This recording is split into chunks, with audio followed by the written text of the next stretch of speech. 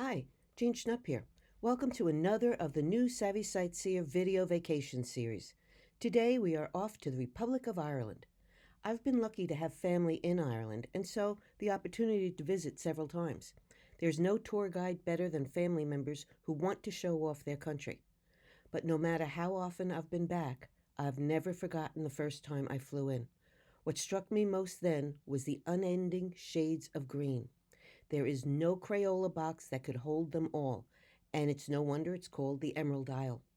Johnny Cash wrote the popular song 40 Shades of Green. The idea came to him as he looked down while flying over Ireland. Ireland is a magical island, just about 175 miles wide and 300 miles long, roughly the size of Indiana.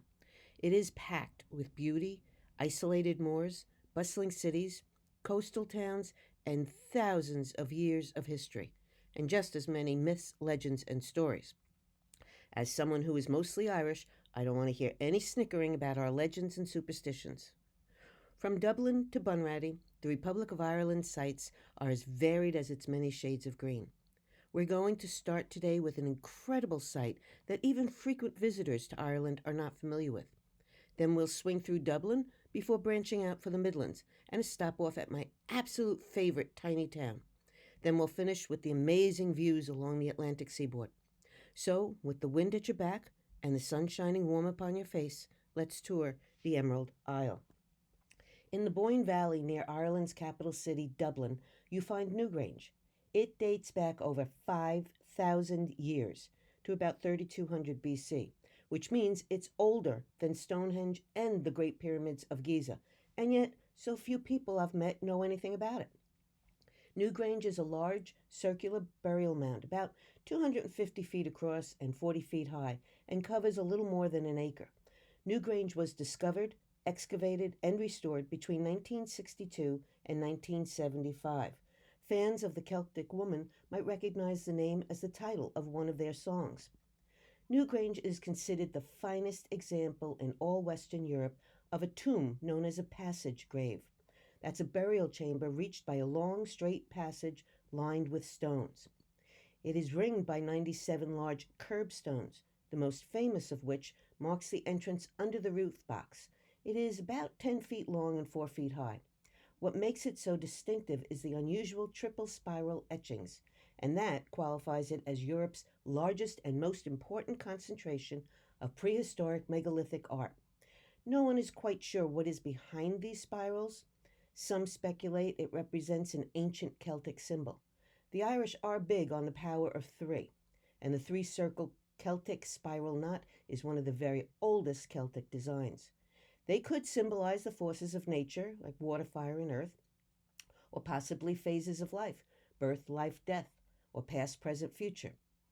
Or perhaps they're purely decorative doodles drawn by an ancient someone who was just plain bored. No one knows for sure its significance, but what they do know is that at the dawn of the winter solstice, in late December, the main chamber is illuminated by a beam of sunlight that cuts directly through the entry into the chamber for about 17 minutes. The alignment is too precise to happen by chance, making this the oldest surviving, deliberately aligned structure in the world. What's perhaps the most spectacular feature is that the roof of the inner chamber hasn't leaked in 5,000 years, something that intrigued me since my house is already on its third roof. And stop and think about it. Who would have been around to build it? Farmers? Hunters? Gatherers? Somehow they were also experts in engineering, geology, art, and even astronomy. Some contend aliens paid a visit and built it. In March 2015, a canoe was found by two fishermen on the nearby Boyne River. Archaeologists have dated it and say the boat was likely used to bring stone to construct the tomb. There are other burial chambers in the region, but not nearly as dramatic as at Newgrange. A little north of Newgrange, at the Hill of Tara, there are burial chambers that date back to about 2000 BC.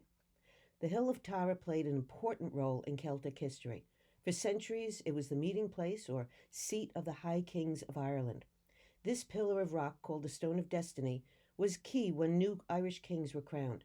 Legend has it that the king wannabes proved their worthiness through a series of challenges, and when the rightful candidate touched it, The stone was said to signal the winner by emitting a scream heard throughout the island. A common sight all around the country is the Celtic Cross, a traditional symbol of Ireland. It's a cross chiseled from stone with a circle around the intersecting branches. It's ubiquitous but shrouded in mystery. Are these thousands years old pagan symbols? Or were they introduced in Ireland by St. Patrick in the 5th century? In pagan times, the 4 points could have symbolized compass points north, south, east, or west.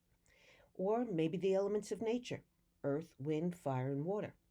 Or perhaps the components of man mind, body, soul, and heart. Or Christians say they are symbols of the crucifixion. The circle could reflect the sun, the moon, undying love, eternity, or cycle of life in pagan times. Or in Christian times, it could have been representative of a halo.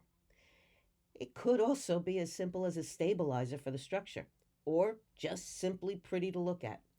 Likely it's emerged between pagan sun icons and Christian cross symbols. It is generally believed that these were originally laid flat on the ground, and later on, Christians turned them upright to mark where a priest would be preaching. Some have elaborate designs or decorations embedded, others are plain. One thing that struck me going around the cities was how colorful the house fronts are and how impeccably neat they are. Turns out this was not by accident. The brightly colored houses across Ireland date back only to 1958. Before that, most Irish houses were plain stone or whitewashed. A tidy town contest encouraged Irish towns to compete to see who could have the most colorful and tidy. And today, the bright colors are the norm. The rivalry became an annual event. In 2019, a record number entered, and 918 towns and villages throughout the country competed. Glasgow, near the border with North Ireland, was announced the overall winner, while Blackrock in County Louth took the prize of Ireland's tidiest small town. You can't go to Ireland and not experience an Irish pub. Dublin has the highest number of bars in the Republic. The best place I found there that defines an Irish pub is the Merry Plowboy. Here you can try the beer and local dishes and learn about traditions and enjoy the songs and dances. The Merry Plowboy has repeatedly been named the best traditional dinner/entertainment event in Ireland. For about 30 years, the band has owned and managed the traditional pub, the first and only band to do so. See some of the action for yourself.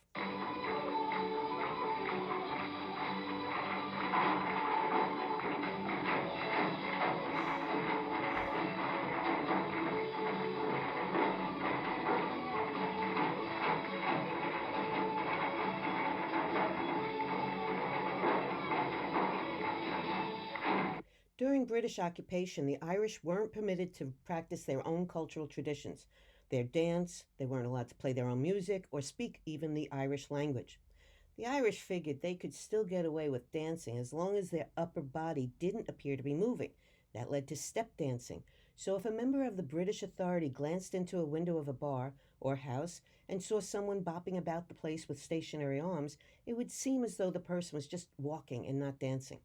Even bagpipes that could be played while standing were banned, so they developed one that could be used sitting down. Nearby Trinity College was created by royal charter in 1592 by Queen Elizabeth I, primarily as a Protestant college. Today, it's one of Ireland's most prestigious colleges, open to men and women of different religions, and it is recognized internationally as one of the top 1% of universities in the world. Many famous writers graduated from Trinity. Oscar Wilde, Jonathan Swift, James Joyce, Samuel Beckett, Lord Tennyson, A.A. Milne, and Abraham Stoker, author of Dracula. Bram Stoker said the real-life inspiration for Dracula's mannerisms were from a friend of his, the actor Sir Henry Irving, and he was inspired not by Vlad the Impaler, as some people contend, but rather by the early Irish legend of an evil chieftain who, after being betrayed by his subjects, rose from his grave every night to drink the blood of his subjects. Trinity houses a world-renowned library with over 4 million volumes. This is the Long Room, and it houses 200,000 of the library's oldest books in its oak bookcases. It is aptly named. It's about 210 feet long and 40 feet wide. I felt smarter just walking through it. The most famous tome here is the Book of Kells. This elaborately detailed, handwritten, and illustrated manuscript of the four Gospels of the New Testament reportedly dates back to the 9th century when it was painstakingly produced by Irish monks. The stunningly beautiful book is one of Ireland's most precious artifacts and is generally considered the finest surviving illuminated manuscript to have been produced in medieval Europe. And the good news is you don't have to go all the way to Dublin now to see it for yourself. It is now available digitally online, and there's a link to it on the Dublin section of my website. Dublin is Ireland's largest and most populous city. Today, over 1 million people, roughly a quarter of the country's population, is there. The city is a contradiction of old and new, modern and historic, bustling streets and quiet parks like this one. Once a rundown private park, St. Stephen's Green was converted in 1880 by beer baron Sir Arthur Guinness into what is now Ireland's best-known Victorian public park. After renovating, he had opened it to the city residents of Dublin. The park provided moments of calm in 1916 during the Rising, as twice a day fighting on both the Irish and British sides was stopped to allow the park warden to feed the ducks. He had refused to let a revolution endanger his rare breed of ducks and secured the ceasefire for an hour a day so he could feed his precious fowl. In the mid-1700s, and I absolutely love this committee's title, the Commissioners for Making Wide and Convenient Ways, Streets, and Passages in the City of Dublin was created, and the goal of making Dublin a prestigious and pretentious city was realized. They believed a uniform look would bring a certain grandeur to the civic spaces of the city. That demand for uniformity gave rise to Georgian squares, like the one around St. Stephen's Green. They had elegant houses that ringed around the common area. Typically, the architecture design was for attached 5-story houses with terraces.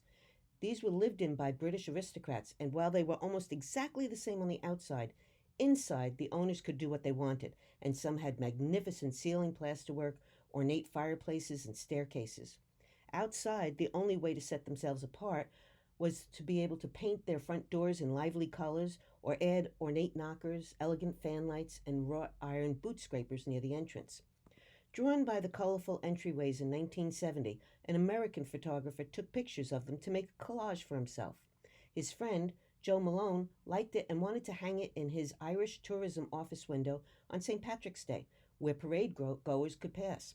The Irish Tourism Board saw commercial potential there and commissioned the posters, which did entice tourists and became an award-winning poster. In the years after gaining self-rule in 1922, an independent Ireland had little sympathy for Georgian Dublin, seeing it as a symbol of British rule, and so over half the Georgian buildings on St. Stephen's Green have been lost. Many were demolished in the 1950s and 60s. The best concentration of remaining homes are around Fitzwilliam and Purnell Squares. When looking at a map and seeing that Ireland is at roughly the same latitude as Newfoundland, some people are confused by the vast difference in their climates. Winters in Ireland are much milder and fueled by warm ocean currents from the tail end of what's known as the Gulf Stream. So the countryside is lush and dotted with farm and grazing lands.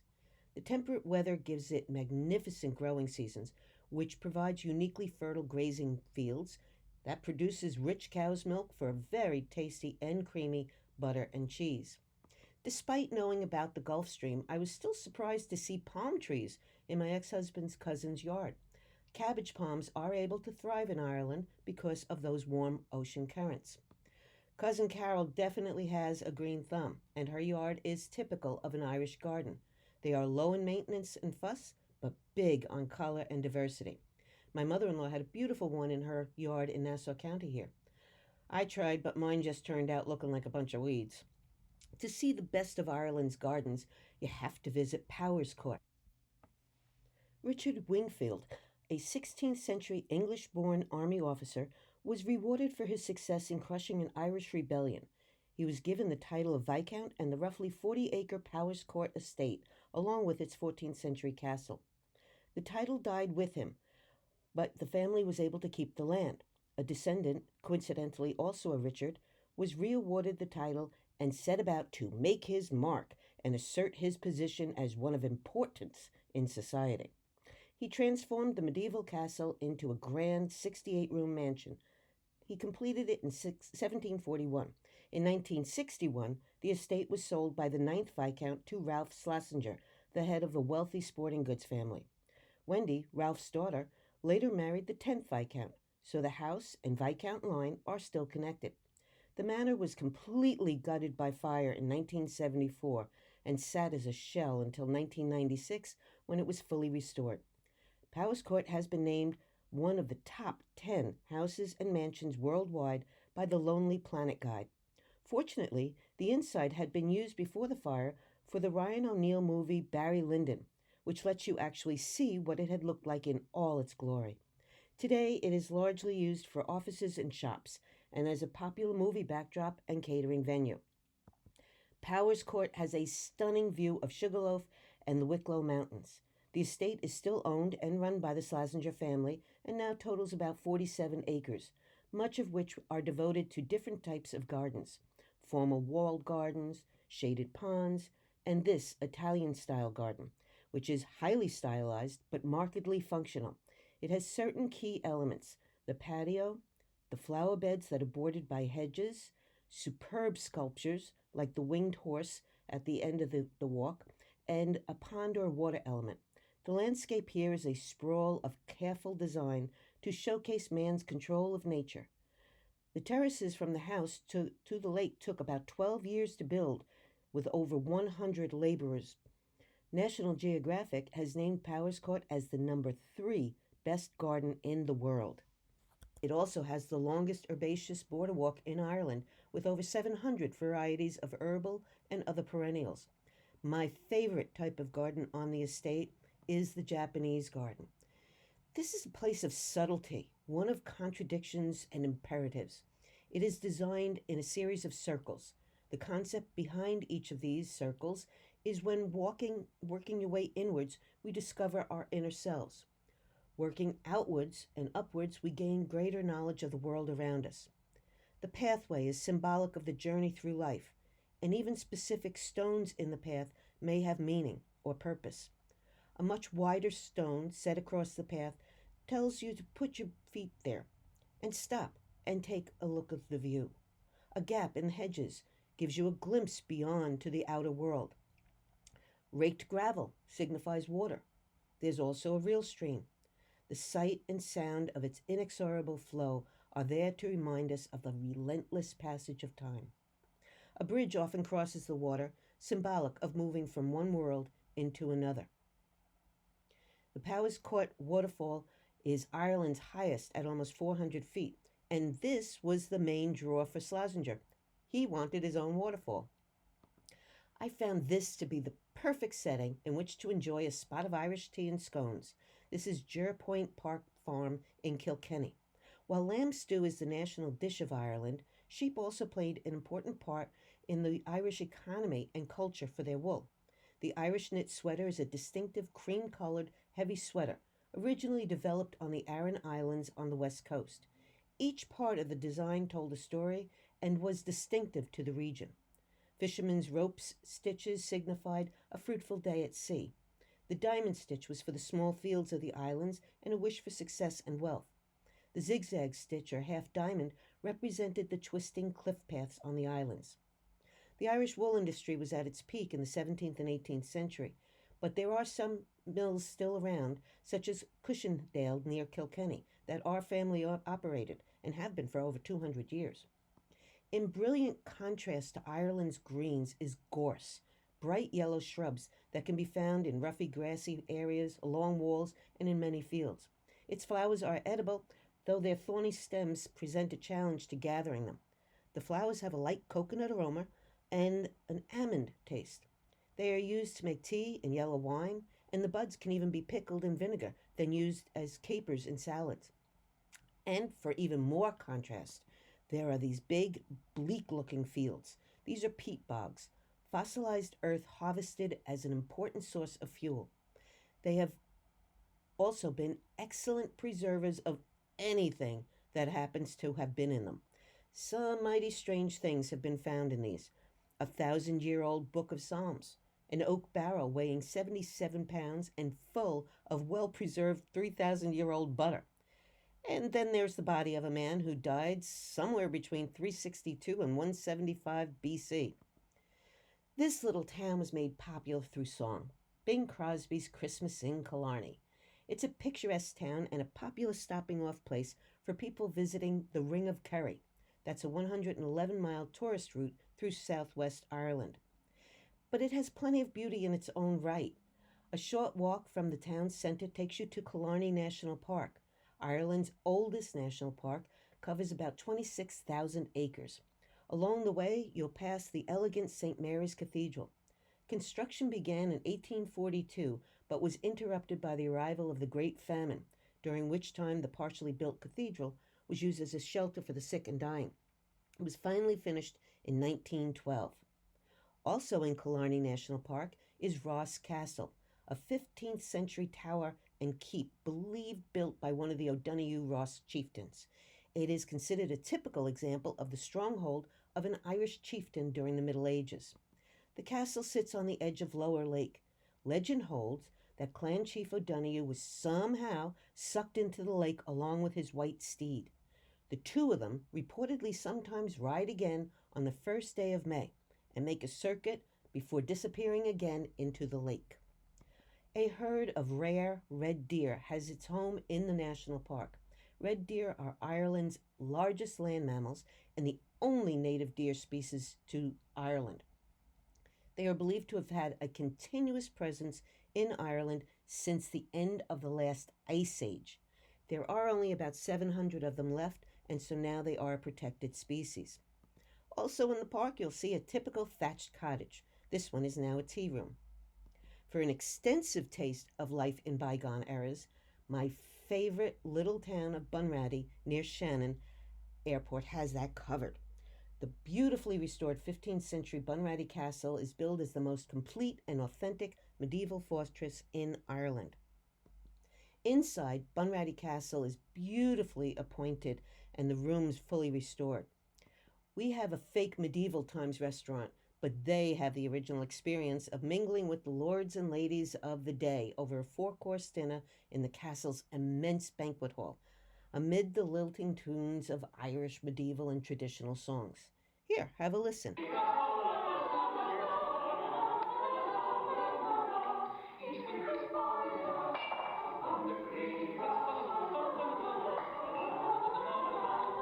Massive tapestries like you see on the wall here served multiple purposes, from just brightening up the decor to telling a story and keeping the place warm from drafts.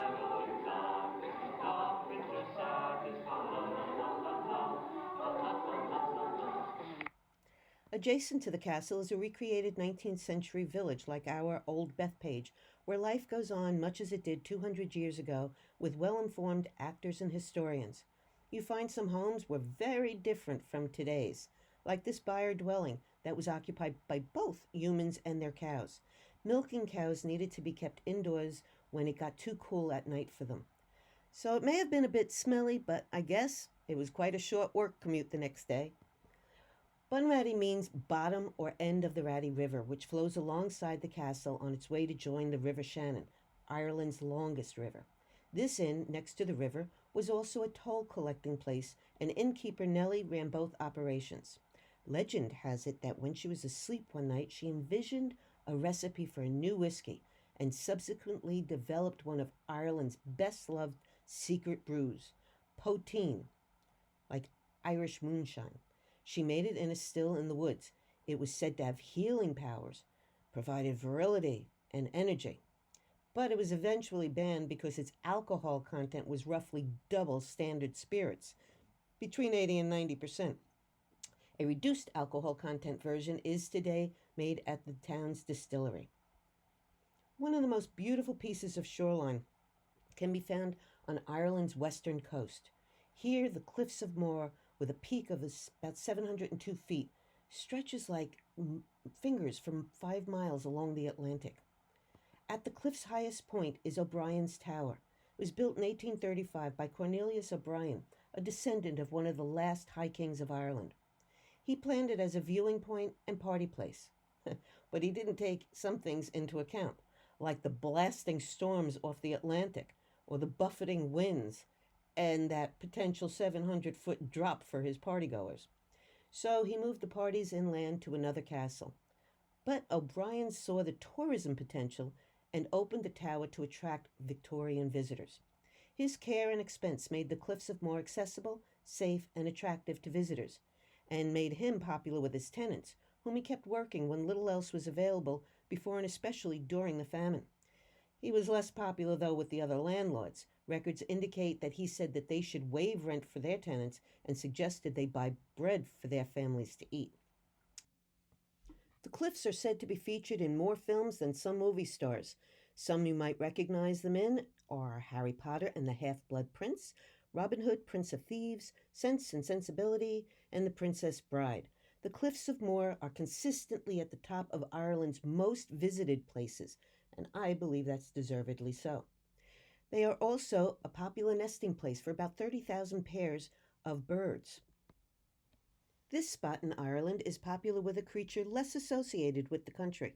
From the end of March until mid-July, Goat Island becomes home to the largest mainland colony in Ireland of the arguably cutest bird, the Atlantic puffin. This was designated a special protection area under the European Union Birds Directive in 1986. More recently, another inhabitant has come under protection by an EU directive. Leprechauns. The little people and their heritage are protected by a European Union directive enacted in 2011, thanks to a group of lobbyists from Carlingford, County Louth. A committee member remarked, "We are delighted in the knowledge that our little people will be protected from extinction and allowed to thrive on the mountains." And as you notice, it says, hunters and fortune seekers will be prosecuted. Just a little sideline, May 13th is National Leprechaun Day in Ireland. I like to end all of my programs with the words of Dr. Seuss that sometimes you don't appreciate the moment until it becomes a memory. I like to add to that to always remember to celebrate the moments and treasure the memories. To see more of Ireland or any of my European destinations, go to my website. If you have any questions about this program, email me or use the contact page on my website. When libraries are again offering programs, you can check my Programs tab to see where I'll be.